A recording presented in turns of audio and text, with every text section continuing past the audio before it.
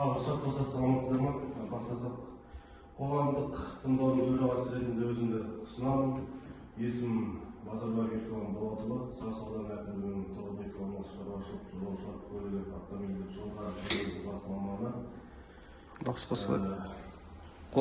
Бұл жерде күн тәртібінде Қазақгаз аймақ Жамбыл өндірістік филиалы объектілеріне 26-35 жылдарға арналған екінші санатта экологиялық рұқсат алуға қатысты құжаттама бойынша ашық жиналыс нысанындағы қоғам тыңдауларды өткізу. Регламентпен таныстыратын болсақ, тыңдауға қатысушыларды тіркеу 10 минут, қоғам тыңдаудың төрағасы мен хатшысын сайлау 5 минут, күн тәртібін бекіту 5 минут, жоба бойынша баяндама 10 минут, қатысушылардың пікір айту мен баяндаушылардың сұрақтарға жауап беру 15 минут, қорытынды сөз бен шешім қабылдау 15 минут. Дауысқа саламыз ба? Қарсы болмасаңыз? Қарсы жоқ. Ары жалғастыратын болсақ, қоғамдық тыңдаудың хатшысы ретінде Жұмаділда марқұм Саматбекұлы кандидатурасы ұсынылады. Дауысқа салынады. Қарсы қалыс жоқ қой? Қарсы жоқ. Баяндамашыға сөз кезегін берсек.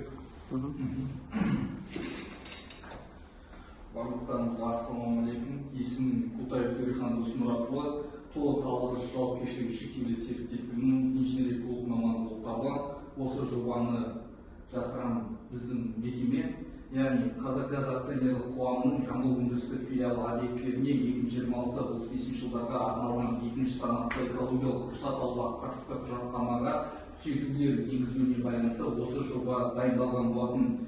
Жобаның бастамашысы Қазақгаз акционерлік қоғамы, жобалаушы мекеме Талдырыш жауапкершілігі шектеулі серіктестігі. Негіздемеге сүйенетін болсақ, 2021 жылы 2 қаңтарда Қазақстан Республикасының экологиялық кодексінің 96 бабында қоғамдық тыңдаулар өткізу туралы бірінші қағидатына сәйкес мемлекеттік экологиялық сараптама жүргізу процесінде қоғамдық тыңдаулар өткізу міндетті болып табылады. Екінші қағидатына сәйкес мемлекеттік экологиялық сараптама шеңберінде қоғамдық тыңдаулар өткізу ережелеріне сәйкес өткізіледі. Жұмыс аумағы туралы жалпы мағлұмат айта кететін болса, Қазақгаз акционерлік қоғамы Жамбыл өндірістік филиалының негізгі қызмет түрлері табиғи газды құбырлар арқылы тасымалдау, тауарлық газды өткізу және сервистік қызметтер болып көрсету болып табылады. Қазақгаз акционерлік қоғамы Жамбыл өндірістік филиалының 10 өнеркәсіптік алаңы бар. Бұлар осы жерде көрсетілген осы кестемізде. Біріншісі Тараз, екінші Рысқұл, үшінші Жамбыл, төртінші Мерке, бесінші Талас, 6-шы Қордай, 7-ші Жуалы, 8-ші Байзақ, 9-ші Шу, 10-ші Сарысу объектілерінде көрсетілген болатын. Түзету енгізу қажеттілігі бойынша негіздеу туралы көрсететін болса, 1 ақпан күні 2026 жылы жағдай бойынша газ шаруашылығы объектілеріне қатысты бастапқы деректер жаңартылған болатын. Жүргізілген есептеудің нәтижелері бойынша филиал бойынша шығындар жиынтық қолданыстағы лимиті жылына 679,490 тоннаны құраған болса, ал сұратылып отырған лимит жылына 7229,126 тоннаны құраған болатын. Қолданыстағы экологиялық рұқсатқа сәйкес 2026-34 жылдарға арналған қалдықтар лимиті жылына 133,1 тоннаны құраған болатын. Жоспарлы кезеңге кәсіпорын бойынша сұратылып отырған қалдықтарды жинақтау лимиті жылына 158,122 тоннаны құраған болатын.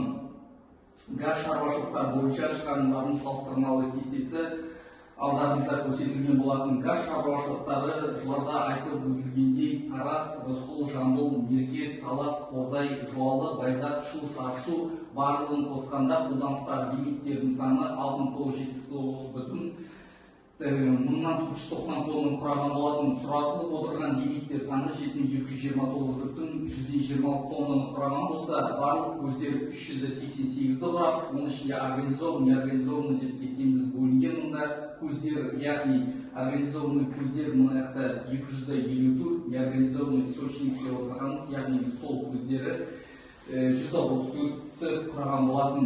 Қосылған қалдықтарды ескертілген кесте жалпы өндіріс орны болғаннан кейін барлығы білеміз қалдықтың түрлері шығар.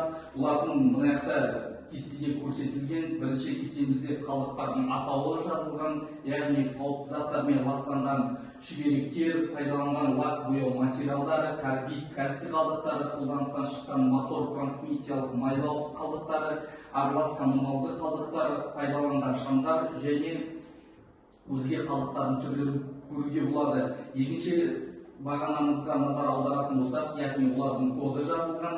Үшінші кестемізде олардың лимиттері, яғни бесінші бағанамызда қандай өзгерістер енгізілгені жазылған болатын. Қоршаған ортада кері әсерді азайту шаралары туралы айта кететін болсақ, қоршаған ортаны қорғау жөніндегі, яғни өндіріс орны болғаннан кейін қоршаған ортаны қорғау жөніндегі іс-шаралар жоспары қатаң түрде сақталу керек. Ол қандай жоспарлар, яғни оған біздер газдың ағынын алдын алу, қосылыстардың герметикалауын қамтамасыз ету, авариялық жағдайларды барынша түрде азайту, уақытылы техникалық қызмет көрсету, тозған жер учаскелерін ауыстыру, жөндеу кезінде газды шығару көлемі мен уақытын қысқарту, моральды және физикалық тұрғыдан ескірген жабдықтарды кезең-кезеңмен ауыстыру, жаңа жолда герметикалық арматураны кеңінен қолдану, қысы мен жабдық күйін қашықтан бақылау жүйелерін енгізу болып табылады. Газоанализаторлар мен ағуды анықтау құралдарын пайдалану мәселелері, жөндеу және ақауларды есепке алуларды цифрландыру, технологиялық газ шығарындыларын барынша түрде азайту, қазанды және қосалқы жабдықтарының энерготиімділігін барынша түрде арттыру болып табылады. Назар аударғандарыңызға рахмет. Қысқаша түрде осы жобамыз бойынша түсіндіріп өттік. Кімдерді қандай да бір түсінбеген сұрақтарыңыз бар болатын болса, қойыларыңызға болады. Барлығы түсінікті ме жалпы? Ал қосырған болмаса, сұрақтарыңыз болса, келгендеріңізге рахмет. Осымен қуанып болғаныңызға рахмет. Барлықтарыңызға рахмет.